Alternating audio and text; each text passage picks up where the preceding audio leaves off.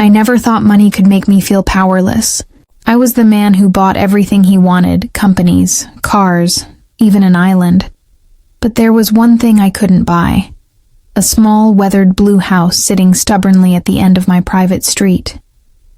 Every morning, as my driver pulled out from my glass mansion, that house stared back at me like a reminder that money didn't mean control. I tried to ignore it at first, but over time it started to bother me. My neighbors' homes, if you could call them that, belonged to me too. I had bought each one, torn them down, and rebuilt a quiet paradise of privacy. But that one house, surrounded by roses and peeling white fences, remained like a scar I couldn't erase. "Sir," the owner declined again. My real estate agent would mumble every few months. "She said she's not interested in selling at any price." At first I laughed. Everyone had a price, everyone. But then 2 years passed and the old woman in that house still didn't budge. She was in her 70s maybe, always sitting by her porch with a cup of tea, wearing the same faded pink sweater. Sometimes she'd wave at me as I drove by, like she pitied me. Met a billionaire who built skyscrapers and changed skylines. I started to hate that wave. One morning, I told my assistant, "Find out who she is. I don't care how much it cost." Her name was Evelyn Hart, retired school teacher. No children, no husband. Lived in that house for over 40 years. I bought the house next door and tore it down just to build a wall so high it blocked her view. Still, every day she watered her flowers, humming softly to herself, as if she couldn't even see the chaos I was creating around her. I told myself it was about control, about finishing what I started, but deep down it wasn't. It was about something else, something I didn't understand yet. Because behind that woman's calm eyes, behind that crumbling blue house, was a story that would break me in ways no business deal ever could. And soon, I would learn that not everything can be bought, especially peace. The day I finally decided to confront her, the sky was gray, heavy with the kind of rain that makes the air smell like memories. I told my driver to stop in front of her house and stepped out, my expensive shoes sinking slightly into the wet ground. She looked up from her porch, holding an umbrella, her face calm but curious. "Mr. Hale," she said before I could even introduce myself.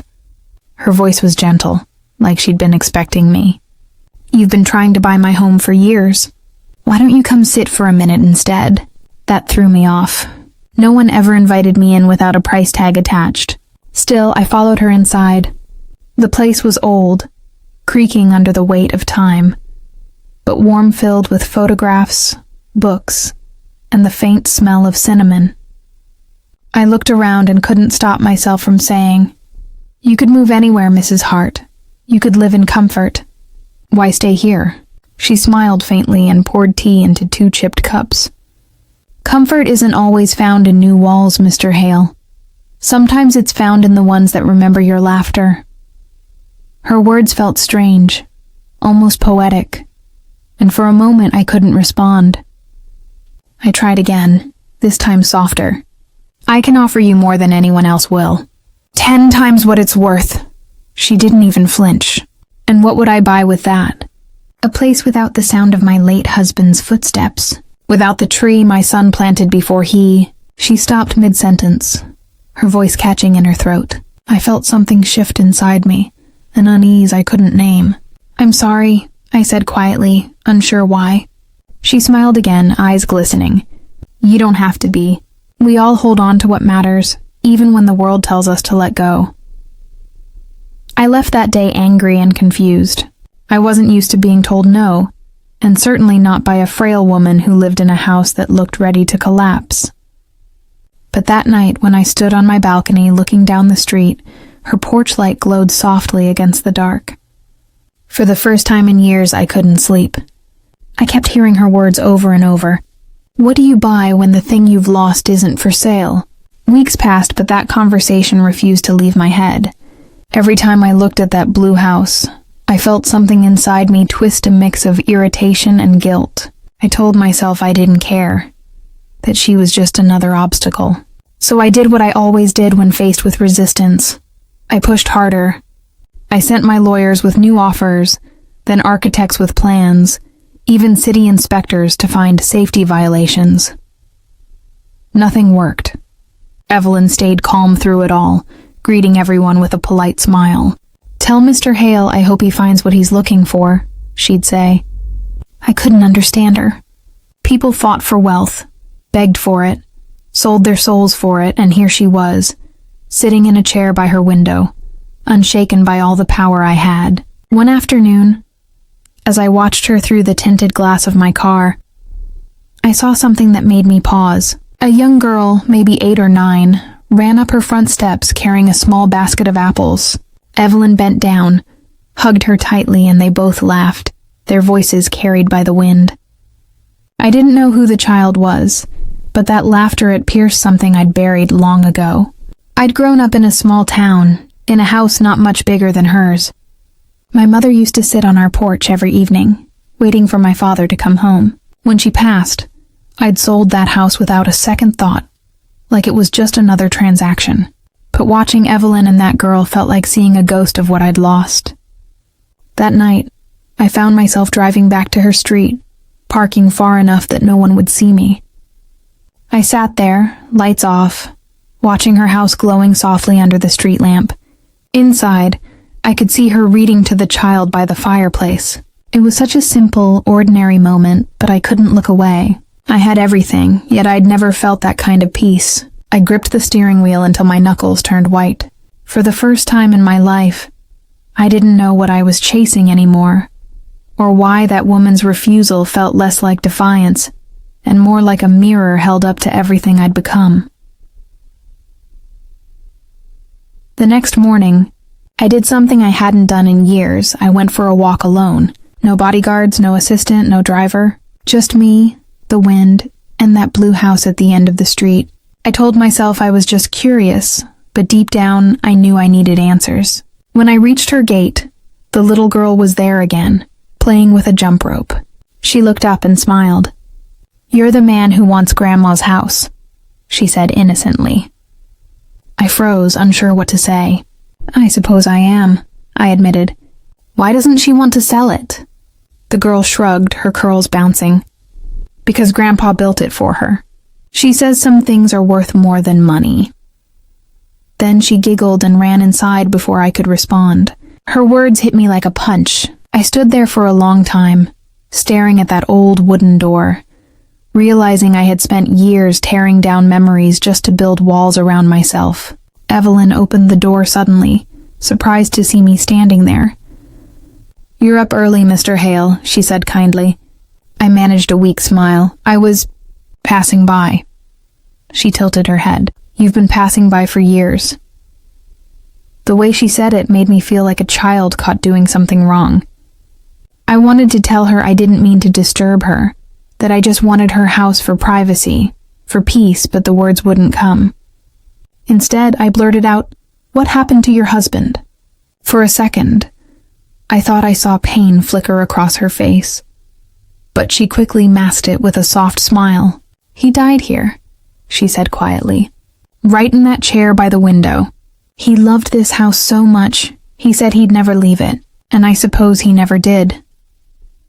I looked at that chair through the window, the faded cushion, the sunlight pouring over it, and something inside me broke. I wanted to apologize, to tell her I'd stopped trying to buy her out, but before I could speak, she said gently, "You remind me of him, you know, always chasing something just out of reach." Then she closed the door softly, leaving me standing on the porch with a silence heavier than any fortune I'd ever earned. After that day, I couldn't look at the blue house the same way again. It wasn't just a piece of land anymore. It was something sacred, something that held stories money could never touch. But still, a part of me couldn't let it go. Not because I wanted the house, but because I needed to understand what made it so precious. I started noticing little things I had ignored before. The way Evelyn talked to her flowers like they were old friends. The way she sat every evening on the porch humming softly, always looking toward the sunset as if waiting for someone. And that little girl, she came by every afternoon, always with that same bright smile. One evening, as I was walking past, she ran up to me again. "Grandma said you used to have a son, too," she said innocently. My heart stopped. "What did you say?" I whispered. She nodded eagerly. "She told me you lost him, and that's why you like watching our house." I felt my throat tighten. How did she know that? I hadn't spoken about my son in over a decade.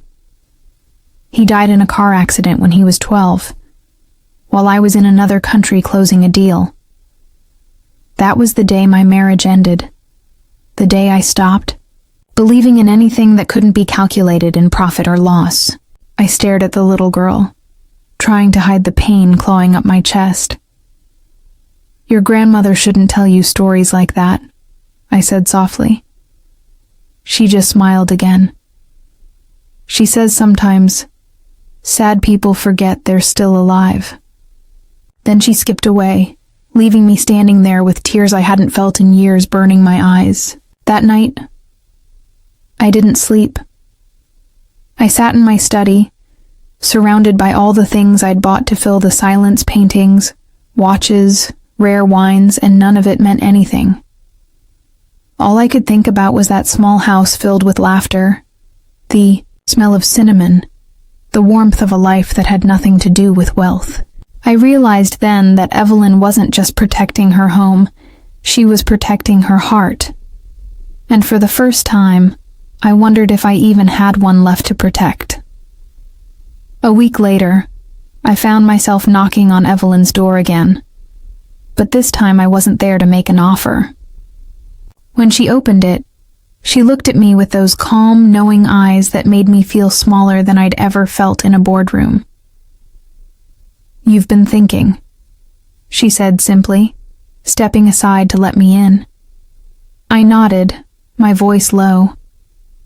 "About a lot of things." She handed me a cup of tea like before, and we sat in silence for a while, listening to the soft ticking of a clock on the wall. Finally, I spoke. "That girl told me you said I lost a son." Evelyn didn't look surprised. "I did. I saw it in your eyes the first day you came here.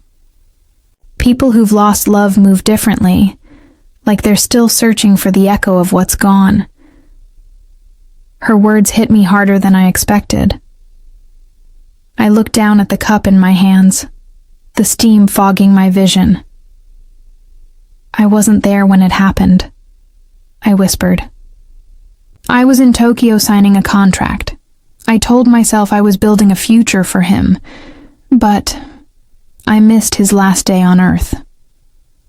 She nodded gently. "Grief has a way of turning us into collectors, Mr. Hale. We start gathering things, houses, art, power, hoping one of them will fill the space that loss left behind. But it never does." I stared at her, the weight of her words pressing into my chest. "And what about you?" I asked quietly. "You lost your husband, your son. How do you still smile every day?" She looked out the window where the little girl was playing with her jump rope, because love doesn't disappear when a person does. It lingers in the things they touched, the places they lived, the people who remember them. I stay here because this house still remembers. I swallowed hard, trying to hold myself together. "And the girl?" I asked. Evelyn smiled softly. "My granddaughter, my son's daughter. She reminds me that life keeps finding a way to bloom again." Something inside me shifted then, not a sudden change, but a quiet breaking open. For the first time, I didn't see an old house that refused to sell. I saw a home that still breathed, even after loss. A home I had spent years trying to erase because I was afraid to remember my own. After that day, something in me began to soften. I stopped sending agents, stopped drawing up plans, and stopped trying to erase that blue house from my view. Instead, I started walking by it every evening, sometimes stopping just to listen to the sound of laughter drifting through the open windows.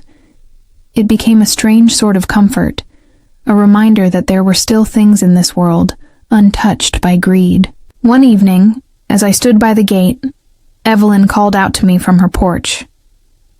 "You don't have to stand out there like a stranger, Mr. Hale. Come sit." I hesitated, then slowly walked up and sat beside her. The sun was setting behind the hills, painting the sky gold and crimson. She handed me a glass of lemonade, and for a few minutes, we just watched the light fade. "You know," she said softly, "my husband used to say the sunset is proof that endings can be beautiful too."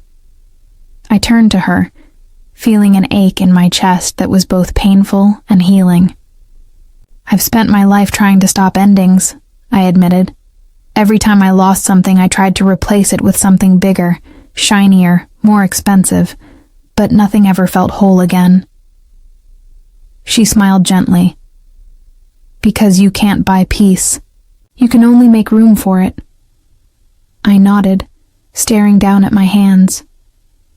"I think I forgot how to do that." She chuckled quietly. "Then maybe it's time you remember." The little girl came out with a jar of fireflies, her laughter lighting up the evening more than the bugs themselves. She ran up to me and pressed the jar into my hands. "Here," she said proudly. "Grandma says if you catch the light, you should share it." I smiled despite myself.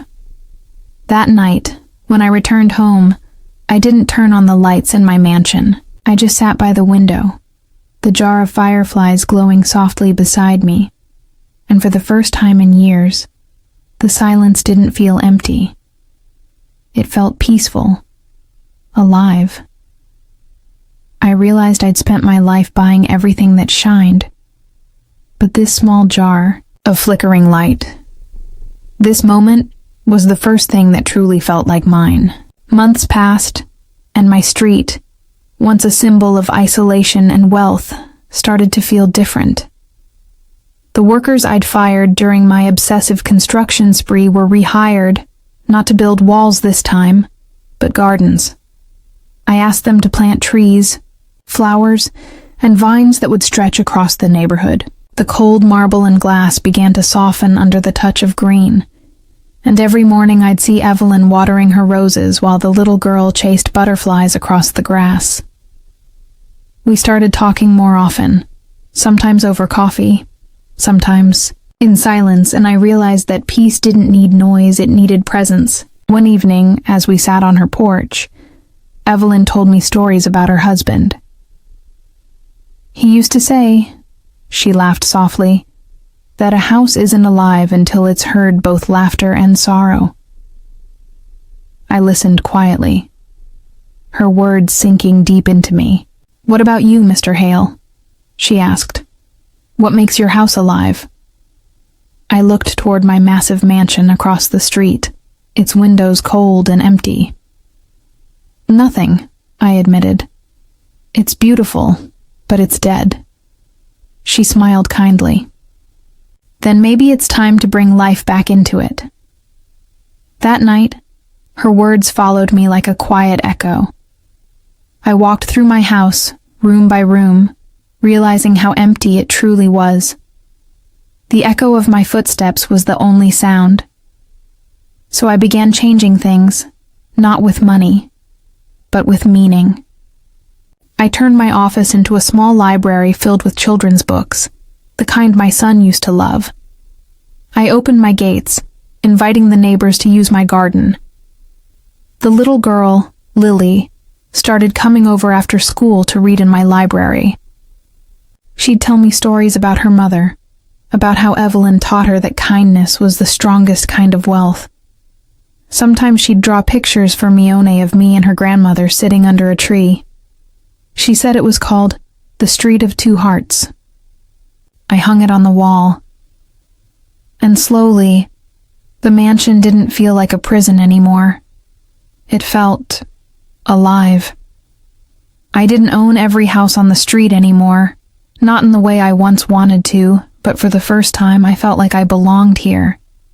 Not as the man who bought everything, but as the man who finally learned what couldn't be bought. One morning in early winter, I noticed Evelyn wasn't on her porch. The roses she always tended were wilting under the frost, and the house looked unusually quiet. I tried to shake off the worry, but as the day went on, it grew heavier. By evening, I couldn't stand it anymore, and walked across the street. I knocked once, twice, no answer. Finally, the door opened just a crack, and Lily stood there, her eyes red.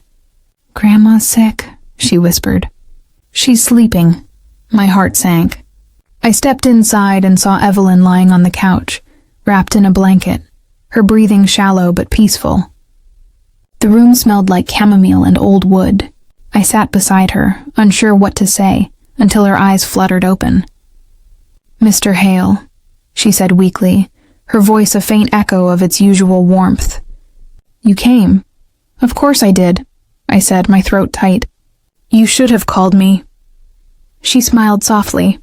"I didn't want to trouble anyone. Besides, I've had a good life."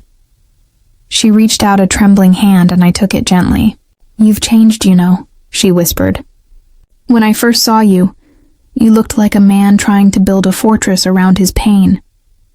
But now, I see someone trying to build a garden instead." Her words broke something inside me, and I felt tears rising. "You did that," I said. "You showed me how." She chuckled faintly. "No, dear, you just remembered what love looks like." Lily came to her side, clutching Evelyn's arm. The old woman looked at her granddaughter, then at me. "Promise me," she said, her voice barely audible. "When I'm gone, you'll look after her. Not as a favor, as family." I nodded, unable to speak. She smiled one last time, eyes glistening. "Good," she murmured. "Then I can rest." That night she passed away quietly in her sleep, the same house her husband had built still standing strong around her. I sat on the porch until morning, watching the first light of dawn spill across the street. The house, once a symbol of defiance, now felt like a heartbeat, one that had taught me everything I never knew I needed to learn. The day of Evelyn's funeral was cold but bright. The kind of day where the sun seems to fight the chill just enough to remind you that warmth still exists. The entire neighborhood came out. People I'd never seen before, old students, neighbors, even the mailman who said she'd written him thank you notes every Christmas. I stood near the back, watching as they lowered her casket beside her husband's grave, right under a blooming oak tree. Lily stood beside me, holding my hand tightly. She didn't cry much. She just stared at the sky, her small fingers clutching mine like she was trying to draw strength from me. When the ceremony ended, she turned to me and said, "Grandma said you're the reason she stopped worrying about leaving." I looked down at her, confused. "Why would she say that?" Lily smiled through her tears. "Because you finally understood what her house meant. She said you'd take care of it, and me too." I swallowed hard, unable to speak. In that moment, I knew what I had to do. I didn't buy Evelyn's house, I restored it. Kept every picture, every piece of furniture, even the old rocking chair by the window. Lily moved in with me soon after. We turned my mansion into something new, a home for both of us. The laughter returned, the scent of cinnamon filled the kitchen again, and every evening we'd sit on Evelyn's porch just like she used to, watching the sun dip behind the hills. I still run my company, still sign contracts and wear suits, but I don't chase things the way I used to. I chase moments now, the kind that can't be bought or rebuilt. Sometimes, when the street grows quiet, I swear I can hear Evelyn humming softly through the wind. And I like to think she's smiling, proud that her little blue house changed a man who thought he could buy the world. I own every home on this street except one, but that house, the one that refused to be sold, became the most valuable thing I'll ever have. Because it taught me something money never could. that true wealth isn't found in what you own, but in what you hold on to when the world tells you to let go.